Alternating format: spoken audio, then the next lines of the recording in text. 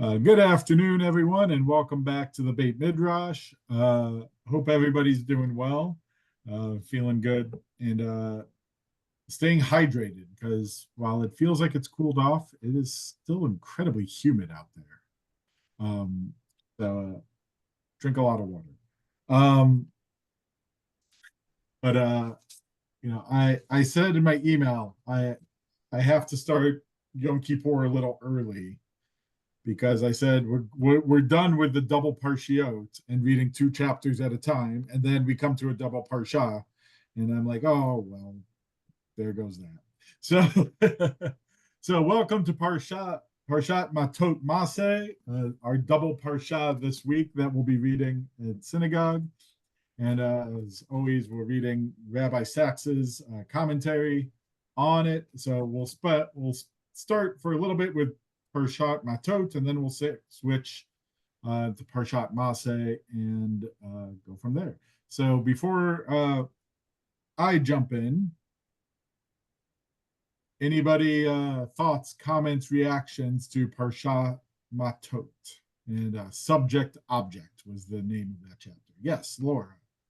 I think it's the second page where he's quoting on the genealogy of morality. I just didn't understand that, to breed an animal with the prerogative to make promises.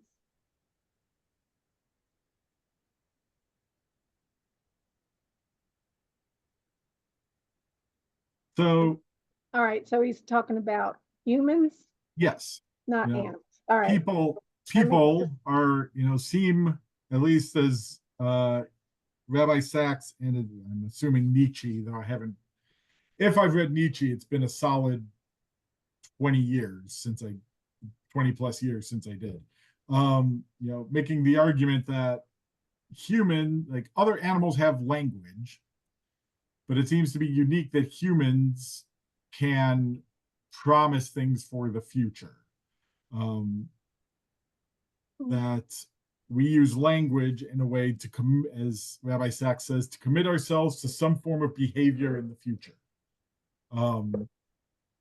Which it's not clear that other animals do. Not my area of expertise to say that they absolutely don't. For all I know, they do, and we just don't know it yet. But as far as we can tell, it doesn't seem that other animals do so. Okay. Including penguin. I drink from my penguin cup. Other comments, thoughts? I love the idea that that we use language to create something. And I mean, obviously we do. We create a mirror of reality that's somewhat that is definitely distorted by many things, but we communicate it, and then we create our own realities every moment, and we do it with words that may be words in our head that may or may not be actually expressed as words, but they're still concepts, which is what words symbolize. Anyway, I just like that. It's a cool concept. And I was thinking as you were talking that,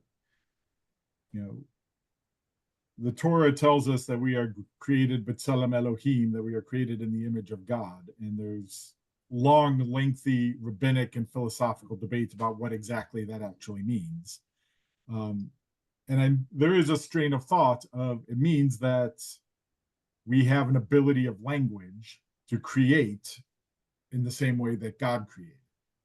And we use language to create, as you said, to create worlds, to create reality, to create our interpretation of our lives in a way that it seems only God does otherwise. Again, as far as we can tell. So does this mean God is chatty? I'm sorry, that was half facetious, but if we're in the image of God, and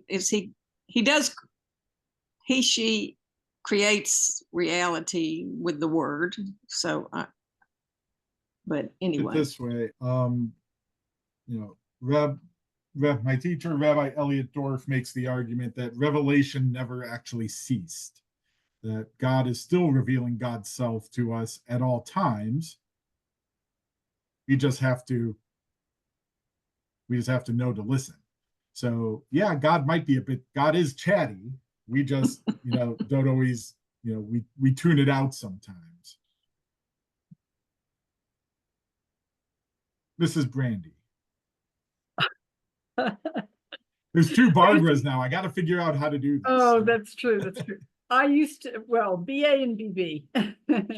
I used to make my students be very specific about Dr. Brandy this and Dr. Brandy that, because we'd ended up saying, well, the kids used to say when the students would call, you want my mom or my dad? And then eventually we started saying from Montevallo or UAB. It just got really. Well, I will pound my chest. I should have referred to you as Dr. Brandy. No, I'll take Professor. We let him be doctor. And now that I should have referred to you as Professor Brandy, but anyway. Barbara Allen deserves her own professor of something or other. Because I'm going to say that I got hung up on the oath versus vow. I mean, thank you, Barbara. See, great minds think alike. The issue to me is, okay, a promise here, a promise there. So then what do? You go look it up in the dictionary, you look it up in the encyclopedia. And it didn't help me in figuring out the application that Sacks. So, if you look at page 235, the problem, I'll put it this way, the problem you're facing is an English problem, not a Hebrew problem. Oh, okay. We use oath and vow somewhat oath, vow, promise kind of interchangeably.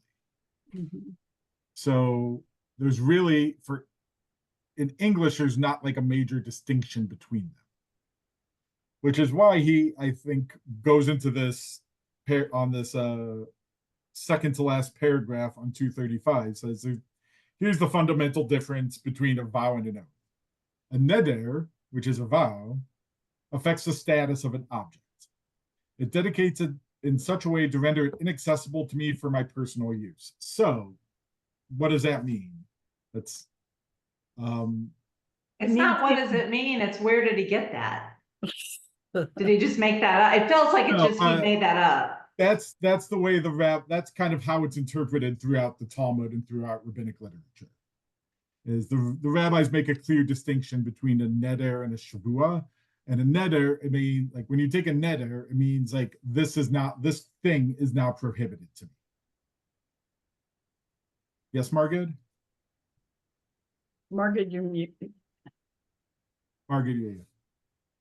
When he talks about passive versus active, I thought that was making it a little bit more clear. Yeah. Because prior to that, even the distinction, it was confusing. Yeah. So, let's back up for a moment and say,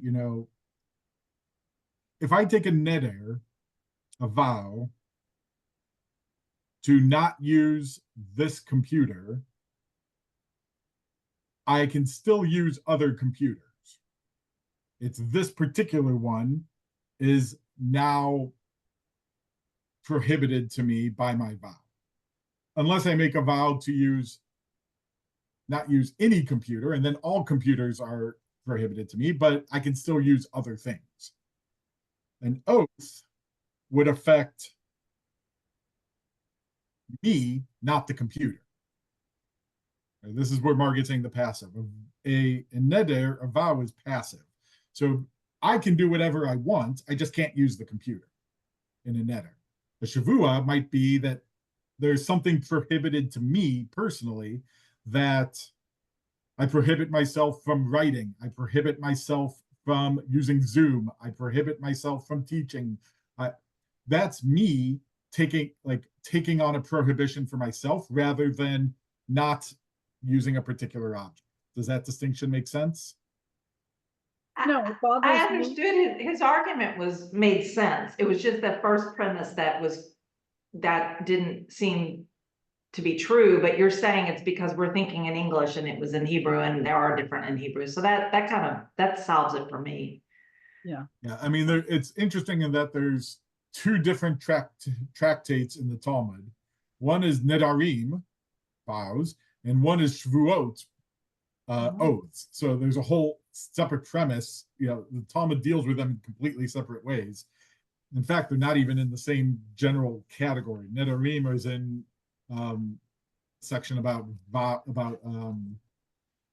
the section of women, so it deals like with marriage, ketubot, proposals, divorce, all that. Nedarim is in that. Shvuot is in a completely different section of the Talmud. So they make that distinction. But it's a distinction between, something else is prohibited to you versus you are not allowed to do something yourself. That's which is the passive active that he's trying to play up and teach on here. Lisa, were you going to say something? You're just muted. So. Yes, well, I was just going to jump to which I think all these are tied together, the subject-object distinction that he says you want to be, you don't want to be a subject, somebody who's acted upon. You want to be an object who does the acting, the thinking independently, the making decisions, the one who isn't swayed by everybody else. But I guess the thing that's a little interesting to me to think about is that while you want to be an object, you do want to listen to other people and you do want to listen to the environment, and those things will affect you in making your decisions. So it would seem like maybe you want to be a combination of a subject and an object. Lisa, I'm confused because I always thought that the subject was the actor and the object was the recipient of the action. Isn't that what you said, that we want to be objects, but I think maybe you meant we want to be subjects. Yes. I'm sorry. I guess I got that wrong. I got that the opposite way. Yeah, but yes, clear though. You want to be the subject and not the object. Yeah.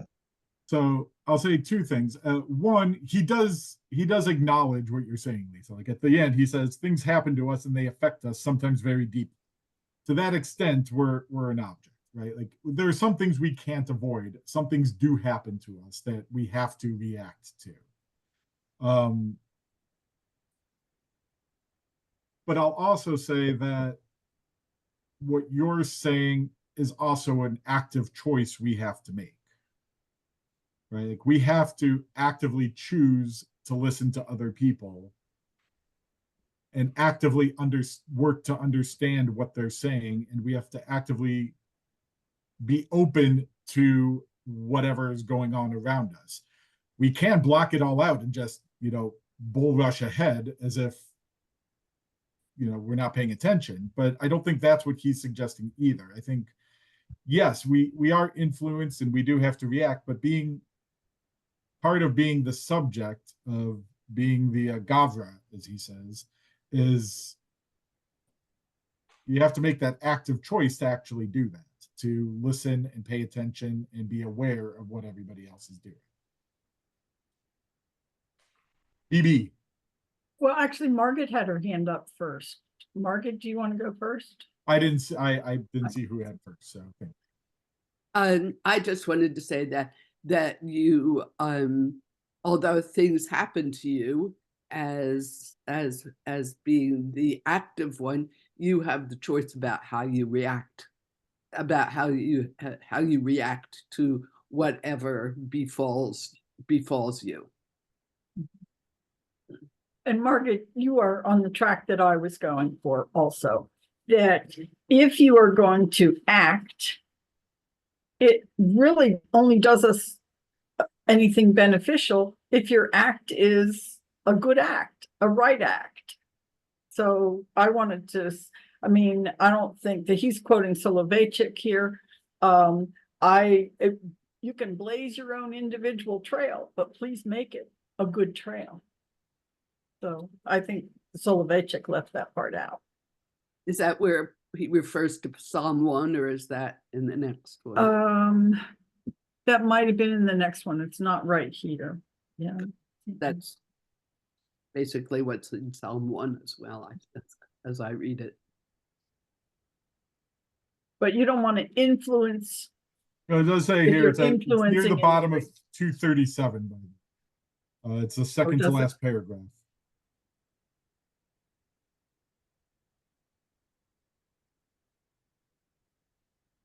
Soloveitchik says one kind of person, he says, is receptive, passive, wholly under the influence of other people on their views. The other is not passive but active.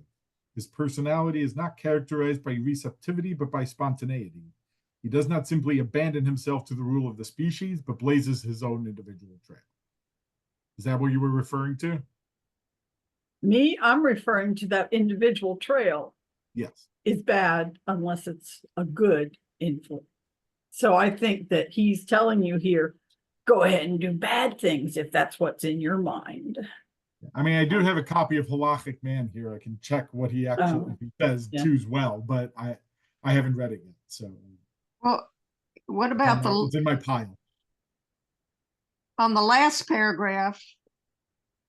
He says, but on page 237, the challenge of faith is to become a gavra, to be our best self, undeflected and undefeated by what others do or say. So I think he does point out that our choices should be towards good, because that's our best self, unless I'm misinterpreting a best self.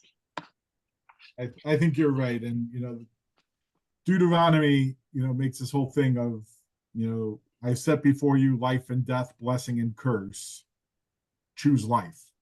Mm-hmm. Right? So,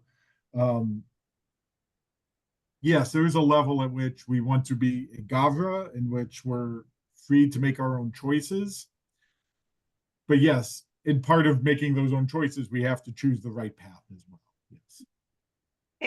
It's almost like he was surrounded by people who were just doing what the herd did, some mass mentality, and was fighting against that, because like everything in Judaism, it's a balance. And if you get too far one way, then we're explaining why you should be this way. But really, it's just as bad, as Lisa said, to be, and Barbara said, like, just forge your own path with like a bull in a china shop. I mean, you got to be thoughtful. So if he was surrounded by people who were doing that, he probably would have said, you need to let other people in and be worked on, because it's balance. Yeah. I do think to your point, I think he doesn't directly acknowledge this, that I think there are a lot of people in this world who just feel like they don't have a choice, that is just whatever decides or happens to them is what's going to happen, and they don't, they have no say in what's going on. Mm-hmm. And things just happen to them, and maybe they think they're lucky or unlucky or whatever, but they're not responsible for their own actions, because they are always just the passive recipient of what's going on. And Rabbi Sacks is trying to encourage us to say that's not what Judaism really wants. Judaism doesn't want you to be the victim or the recipient of good luck. Judaism wants you to choose, act.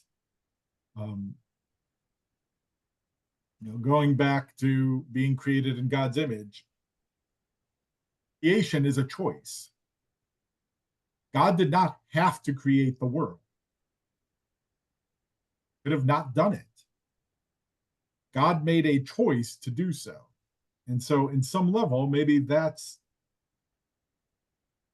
being created in God's image too, is having this choice of who we're going to be and what we're going to do and what we're going to create. But we have to actively do it and not passively just let things happen to us.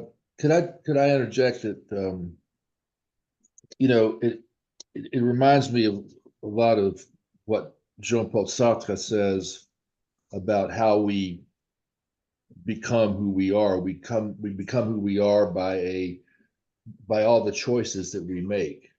We choose to do whatever. And not to choose, to be passive is also a choice. So, to be passive is really to neglect our power of self-determination and our responsibility really to act, but also to take responsibility for our actions, whatever those may be. We can do whatever we want to, but we need to be held to account to it about it as well.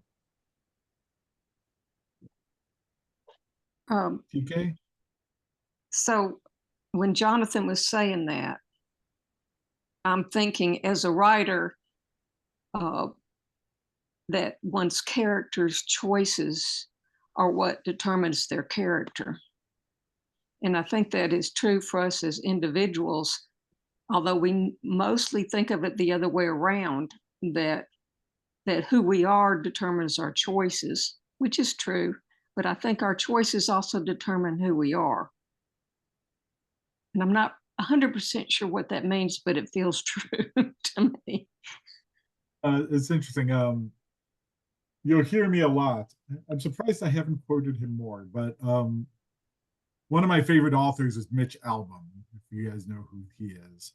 And after Tuesdays with Morrie, he wrote another book in which he went back to the synagogue he grew up at in New Jersey and talked and had conversations with his old Rabbi Albert Morris, and then reflects that with what's going on in his life in Detroit and in the community in Detroit that he's working with, and reflects on faith and things like that. And I saved quotes along the way, and one of the quotes I came across was from Rabbi Lewis, Rabbi Albert Lewis. And Rabbi Lewis says, it's basically, I don't remember the exact wording, but essentially he says, it's not enough to believe, it's your acts that define you. You can believe in all these great things, but if you don't actually put them into action and choose to bring them into this world, then your beliefs don't have all that much power in the end. Which feels similar to what you're saying too, TK. Like, you have to make the choice of what you're going to act. Your beliefs should help determine that. That's integrity at some point. But you still have to choose to take the step and take the action. Lisa, you had your hand up too. Yes. Okay. So I just want to throw this out, that it would seem like there's a little bit of maybe privilege involved with when you're economically comfortable. It's a lot easier to be the active person and not just be acted upon.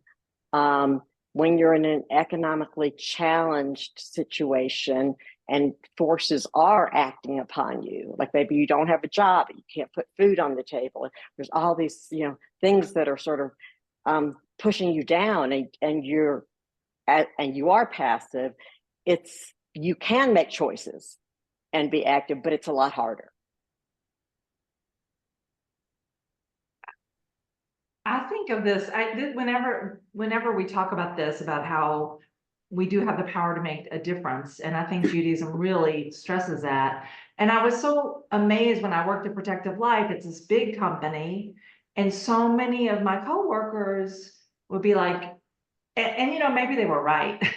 Maybe in the end they were right, but it's like, nothing I say is going to matter. Like they would just be so defeated and just be like, I can't make any difference. Nothing. And I'd be like, really? I'm like, I don't know. I just never felt that way. So I think it's not about everything in your life, but it's just sort of an attitude that generally there's got to be something I can do to help fix this, even if it's not totally fixing it. Yeah. Does that make sense, Lisa? I mean, like, Yes, it's an attitude, but I'm just saying it's a lot harder to have that attitude when when you can't put food on the table. right. I think I had a little bit of that thought as we were kind of having this conversation. But I was also thinking, in a lot of these poor communities, what's one of the centers of the community? Religion. The church, usually, yes. But why? Because through faith, you realize that you're more powerful than you think you are. Mm-hmm. And so, a lot of the message is we can't give up hope. Now, look, the churches have a slightly different version of this message, but I think the universal part of the message is, we can't give up hope. We can't stop believing that I can make a difference.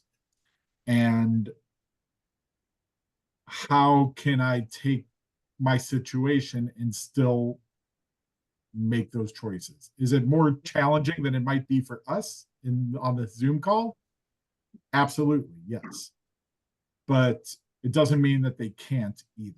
And I think I don't think Rabbi Sacks exactly says this, but I think once you give up that hope that you can actually take charge of your life or be the subject of your life and not the object, is the moment you're there's nothing left for you to do. Like when you don't have hope that you can actually do that, then there's nowhere left to go. So you have to at least have the hope that you can become the subject, at least more often than you're the object. You're not always going to be able to control everything, but you can try to control what you can. Yes, and then after this, we'll kind of start heading to the next parsha. Go ahead. Go ahead, Laura. Well, I was just thinking about, the truth that in the poorer societies, that the church takes a much front and center role. And I was wondering if it was more because of that they're equal in the church in the eyes of God, rather than out in society they feel that they're not equal or treated not equal. But when they go to church, everybody is equal in the eyes of God. Just a thought. Probably not an inaccurate assessment either. Gee, Rabbi, that's the nicest thing anybody ever said to me. I do think I think you have a good point there too. But the church also tries to have them to keep faith in addition to, you are valuable, you are worthwhile, God does love you, and just as much as the next person.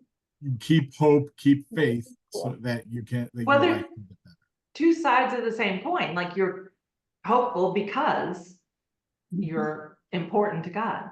Yes. Rabbi, I have a final kind of a closing question. Okay. Then we'll go on to the next parsha. Some of you know that I got involved at Bethel and with the civil rights effort because of what my father did during the civil rights era. And I suppose to reduce the discussion, I would just say that it's very difficult to write of this man or to think of him in a way that would satisfy the kind of questions that I hear when I sit into one of the visiting groups. The last time I went into synagogue for something else, I was told at the office, oh, we're doing a tour right now. Would you like? And I said, sure, I'll go take it. It was young people from West Point, of all places. I did not express, but they had followed closely what they had been told in the last hour or so, and they had questions of me. Their question was, well, no, let me turn that around. Their question is always, what makes a man that stands at the far end of the spectrum of those who are willing to speak out and unfearfully attack a problem that has been with us, is with us, and God forbid, looks like will continue to be with us for quite a while, the problem of racism in America. But did they come up with an answer? excuse me? Did they come up with an answer to that question? They did not. They were asking me for an answer. But I think I want to say, where do you stop? This is something that was begun by an immigrant, developed by an immigrant's son, continued in another way by his son-in-law and his grandson. But we have all come back to Alabama because that was part of the deal. Alabama needed it so badly that each generation encourages the next to come and continue to work on it and to not lose hope. That's one thing. But for a parent to make the decision to tell his child, who is 7th generation now, away from the initial efforts, to come back and fight the same seemingly hopeless battle on the same battlefield, I feel just a little less, like I've got to do it, they've got to do it, their children got. I don't feel I have the right to do that. That might be a good segue into the next parsha, actually, about, intergenerational battles. Because he talked, the next parsha is about journeys and traveling and what we do. So, we'll try to circle back to that also. But as we go to Parshat Maseh, did anybody have any comments, thoughts before we diving in? Well, I just kind of wanted to respond to Ellen's, what she was saying, and with the example that, I certainly feel that way all the time, and sometimes get the feeling of like, I just don't want to care anymore and don't want to put out the effort anymore because I'm just tired of it. But then I think about, those in my family before me who, blazed the initial trail, so to speak, or the harder trail. But I do think that each generation does make progress. It might be just a little progress, but it is still progress. Here we have a woman running for president, even if she didn't win, God forbid, it would have still been progress that she was running. And, we had, of course, Hillary before her as a woman did run, but now she's a woman of color is running, is a one step further. So don't give up. So are you saying that the arc of the universe does indeed bend towards justice? I would hope so. Well, I think it goes in circles. It's quite possible to totally regress and go again to a Hitler type environment and come out of it maybe in a different place, and not repeat the exact same steps over. I think when when the war ended, during the war, the attitude towards Jews was quite bad. But when they saw how horrifically they were treated, then they kind of came to their defense. Does that make sense? EA? I think that what I like about this Torah portion, how it relates to what we're talking about here, is the idea of, the what does he call it? The journey and the encampment. Yeah, the journey and the encampment. So that, yes, when we get worn out, and when we get worn out, it's okay to stop and recharge. And I mean, that's part of what this hour is about. And then get enough energy to be able to continue on in the work and in the journey. I really like this outline that he sets forth on page 240, if you didn't look at it. Like, why is the Jewish story different? Well, one, how's a Jewish story different than, the typical myth or, movie or novel that we read? Well, one, everybody's a part of it. Nobody, I think it was King's phrase. What was it? Like, everybody is involved, but nobody's exempt, something like that. I can't remember the exact wording, but we're all the hero. We all have a challenge to make the world a better place. Number two, I think, gets to what Ellen and Laura are talking about, that it takes longer than a single generation.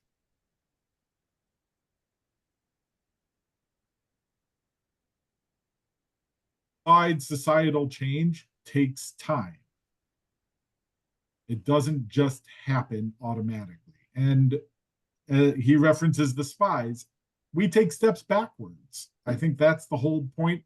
In some ways, that might be the whole point of much of the book of Bamidbar, the book of Numbers, is, every time they take a couple steps forward, there's a controversy and they take a step back. And then they try to take steps forward and there's another controversy and they take a step back. And then they move forward and then something else happens and they take a step back. That's the entire theme of Numbers, is there's something bad constantly happening. But they still move forward. If you take 2 steps forward and 1 step back, you're still a step forward from where you started. It's a long journey, and we just keep having to do it. But he says the Jewish story at the bottom, the Jewish story is different. Adversary the Israelites encounter is themselves. Their fears, their weaknesses, their constant urge to return and regress. That's the Jewish version of the story, but I think Judaism would see it as a universal challenge. The problem isn't a dragon, or as he says, a dragon or a dark force or an adversary. The adversary is ourselves. We have to fight the urge to go backwards. We have to fight that urge to return to accept nostalgia and just go back to the way things were. We have to fight to constantly move forward. And that's part of what Rabbi Sacks is trying to teach here, is we keep trying, we keep having to fight ourselves, but it's not a one generation battle either. It's a battle we're going to keep fighting over and over throughout our history. Margaret? I have, read probably 1,000 times the blessing, how goodly are your tents, Jacob, and your dwelling places, Israel. And I have really never thought of it so seriously as he's describing in this chapter, where he is saying you know, that moving is a good thing, and resting is a good thing, and that they are both part of our story. I think Yes. another way, you know, what you just said, some of what you just said, sort of in a beautiful, memorable nutshell. Yes. And it's okay to take a break from the fighting. It's okay to take a break from the journey.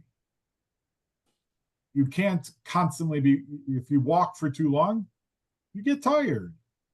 You need to take a break. And that's okay.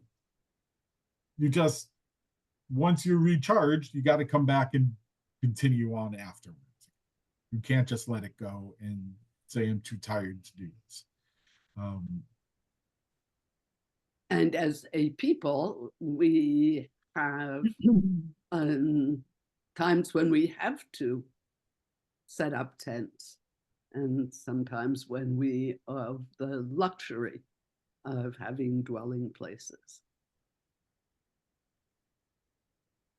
I wonder, one thing that he doesn't make absolutely clear, it's not really open to interpretation if you follow the word root, but when in the next paragraph, when he talks about Psalm 1, and he compares the wicked who walk and then stand and sit to the righteous who get compared to a tree, do the same thing. They walk, they also stand still, but the roots are what counts. On the other hand, I think, Barbara, that he was comparing the righteous are on their way, and the wicked start off on their way, but then quickly stop and sit and lie down. So that's one, that's saying like the righteous have to keep moving. But then there's another whole section that says, oh, but the righteous have roots. So that's why he's saying that it's righteous to have both roots and travel. right, and the important part is knowing what your roots are doing for you. And I'm a little surprised that he doesn't stress that enough in this section. I know he wants to get on to his idea of, yes, you have to stop and think. Yes, you have to stop and reflect. Yes, you have to stop and rest, stop and rejuvenate, etc. But I was a little surprised that he didn't take it another paragraph and say, the roots are X. The roots are everything I've taught you in this book so far. The roots are, you know, what you learned for all those years in religious school, or what the rabbis have said. So, yeah, and would when have been nice, I think of the, and maybe this is just my projection, but when I read that Solomon read this, I'm thinking of the tree as a fruit tree. mm-hmm. So that it is not just the roots, but it is sometimes something creative and, you know, and nurturing in some way.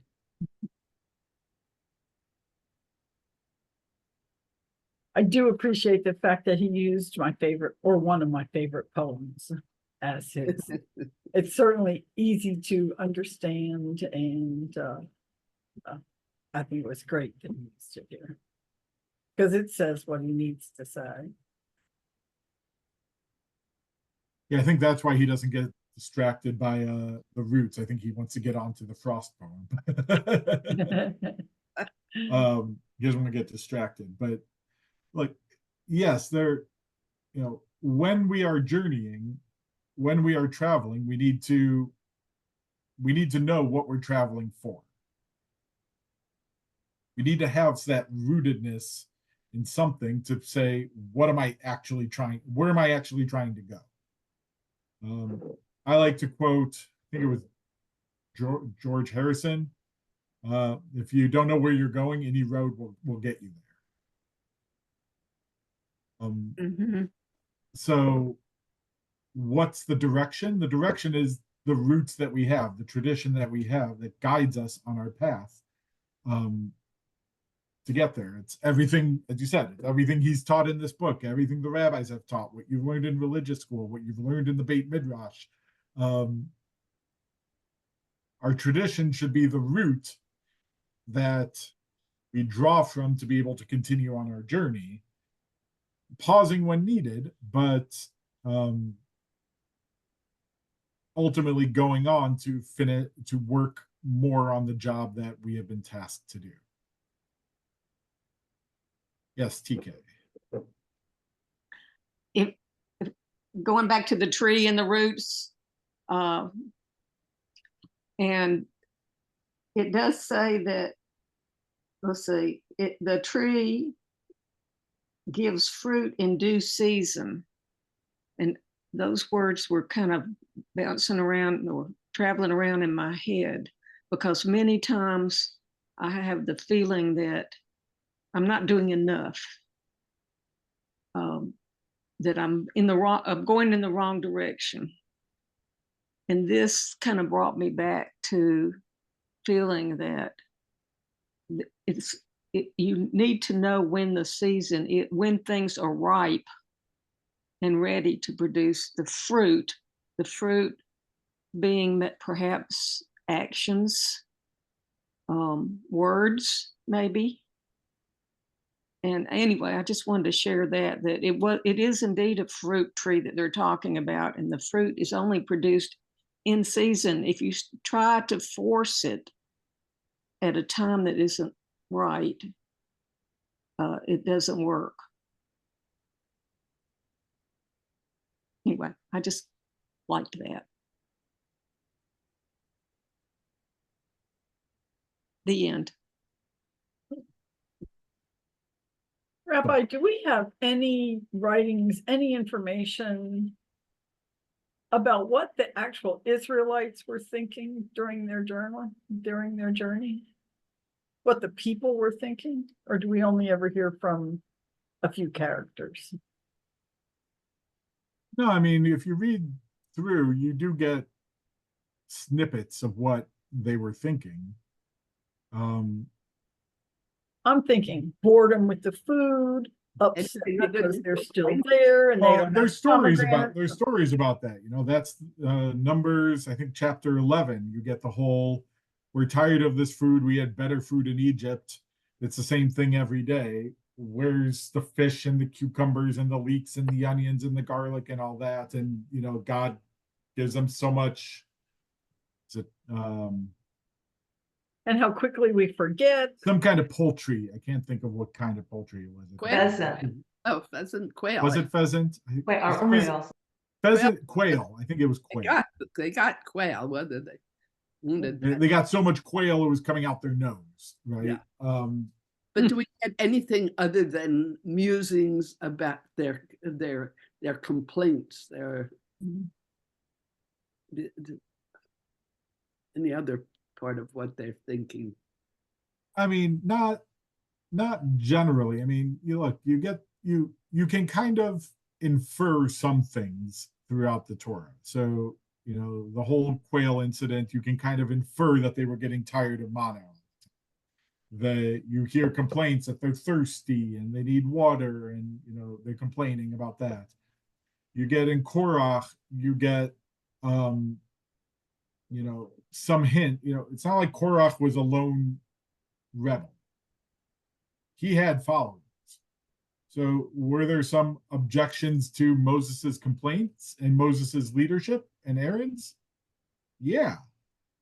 You know, you get, you know, Balak sending in his Moabite women and the Israelites, you know, having sex with them for, you know, you can kind of infer something from that, of whether you want to see it as boredom or whether you see it as temptation, or whether you see it as unfaithfulness. Like you see there's something going on there, because if they were perfectly content, that wouldn't have worked either. You in the Midrash, you'll periodically get some things voiced as like the Israelites as a whole, but you're kind of that's an inference as well, usually trying to teach some other point. You don't usually get like the Israelites were thinking. You don't get the narrator jumping in saying at that moment the Israelites were saying to themselves whatnot. You kind of can guess a little bit based on what's going on and the tone of what the words they're using to try to infer what they're thinking. I think my question really is, what were they thinking about? The struggle of doing the journey or the anticipation of the destination? And it does seem that they hadn't recognized yet, as Sacks says it, that life itself is the journey and that the destination is a goal, but you're not at the destination. Life is the journey. And look, especially when they came out of the Exodus, no, they don't get that. There's wish I remembered who taught it. I want to say it was Nechama Leibowitz, but I might be mistaken. Makes the argument that that from the Exodus on, the entire story is the Israelites trying to overcome the trauma of slavery and become free people. And what happens? They can't do it. Generation that comes out of the Exodus minus 2 people does not go and enter the promised land. They can't do it. It's hard. For people who experienced what Egypt was, this new reality is really, really challenging. And as Sacks says, the move from slavery to the responsibilities of freedom takes time. People do not change overnight. It's hard.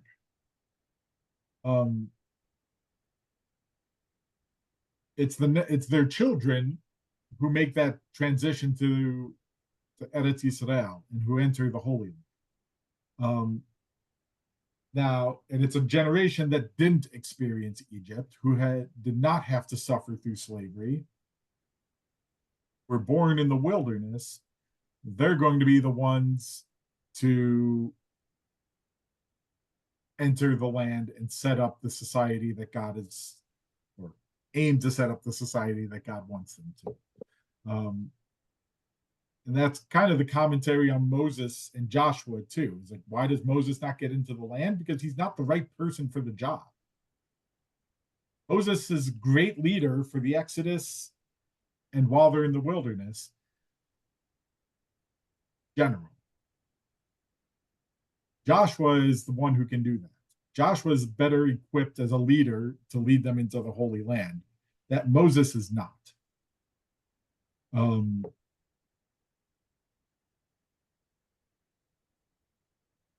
So, we don't get, exact snippets of what they're thinking, but we do get this kind of complaining they do makes it clear that they don't entirely understand and appreciate what they have. And there's an old struggle to get. Yeah, there's a book written many years ago by analyst Eric Fromm called Escape from Freedom.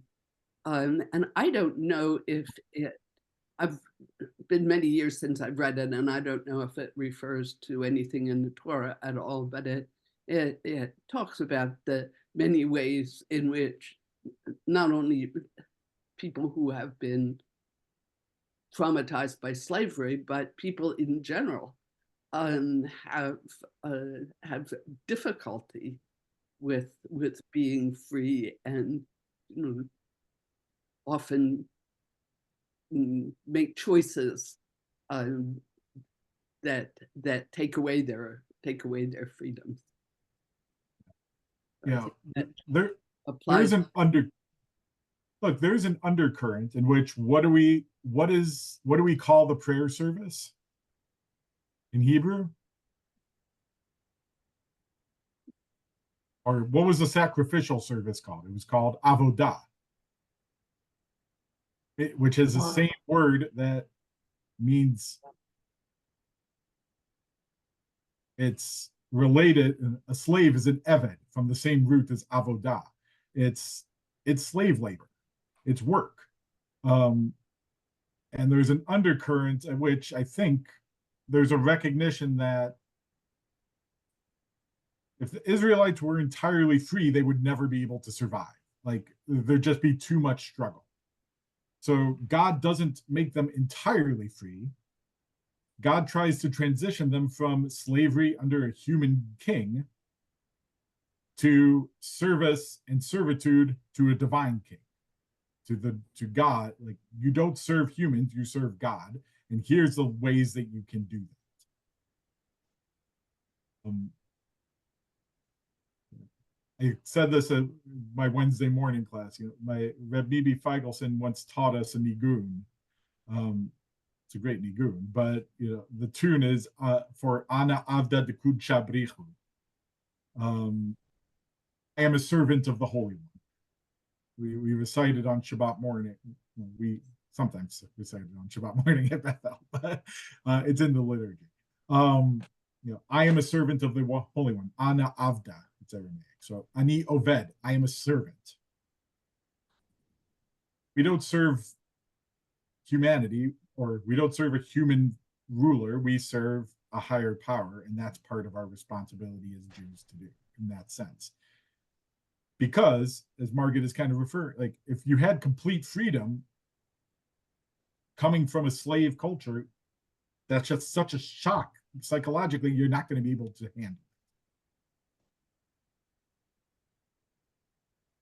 So that is very interesting and begs the question, is there a point, unfortunately in the far, far future, where we evolve to a point where we can accept less servitude and more freedom? And is that what God wants? I'll phrase it this way a little bit: is what do you define as freedom? The ability to create meaning, the ability and circumstances to have choices.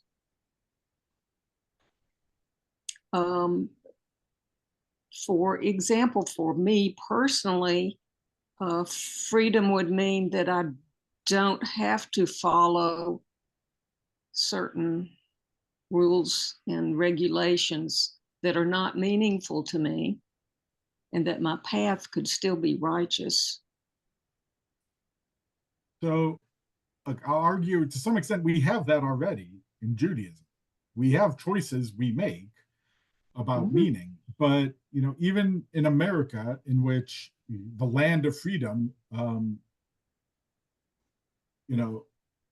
of the free, we're not entirely free. I definitely agree with that. We are not free, and we cannot be free as long as we have to live together in society, because what is the saying? My freedom extends as far as your nose. Yes, but even on a more limited basis, if it's really meaningful for me to drive 75 miles an hour in a 25 mile per hour speed limit, it doesn't really matter if that's meaningful to me. I can't do it without getting a ticket. Yes. Even we have lines and boundaries, even in our land of freedom, to protect each other and to guide each other towards having a civil society. That's what Judaism is trying to construct as well. Take care, Laura. Good to learn with you. I thought you were waving goodbye. I was raising my hand, not saying goodbye. I thought you were waving goodbye. that's what Judaism is trying to do as well. It's trying to set up boundaries and definitions of how to create a society in which everybody can thrive and survive together, knowing it's not going to be perfect and knowing we're going to have to make choices around it. But and it changes. That's important. It changes. It does change, yes. Even Don't tell as the Orthodox that, but yes, yeah. it changes. Well, yeah, like I said, even as a conservative group, it is, the ideas have changed and evolved, and it has that potential to do so, and that's important. So I don't know. It's just a question. Just a thought at what is freedom, to where you can make your choices without any, because they're your choices and not because you're afraid of something or serving something. Rabbi's waving at you. Anyway, that was just a thought. Yes, but we do make choices in our culture because to serve the country. We do have to serve the state, to serve the city, to serve our county. We do make choices or have obligations. It's not all that meaningful to me to pay taxes, but I still got to do it. Right? Like, we have obligations we have to do. It would be. So. I'm sorry. It would be meaningful if you thought about it in terms of, well, I like to go down my road without it being, riveted with potholes and stuff, and that my taxes go to pay that. Of course, it doesn't make, everybody I think understands that. It doesn't mean anybody actually enjoys paying taxes anymore. They understand what the causes are. It doesn't make, they understand I'm not why sure they all do, but yeah. By and large, the average person understands it, but they don't like it, right? They want less taxes because they don't want to give up their money as much, but they still want everything to be done the way they want it. Yes. But my point is more that, I think full freedom creates anarchy and chaos. So we have to create boundaries and laws for a civil society, and that's much of what the Torah is trying to do as well, is create boundaries and laws around what this ideal society should look like, so we can build a world that will fulfill God's vision for it, that we can bring God's vision for this ideal world into fruition. It's just a long journey. So, as Rabbi Tarfon taught in the 2nd century, it is not upon you to complete the task, but neither are you free to desist from it. So, it's a long journey. We keep taking steps towards it, but we're not going to, we might not be the ones to finish it. So, I know some people have other meetings to get to, and it is getting late, so we'll kind of wrap up. But good learning with everybody today. Kol hakavod. And next week,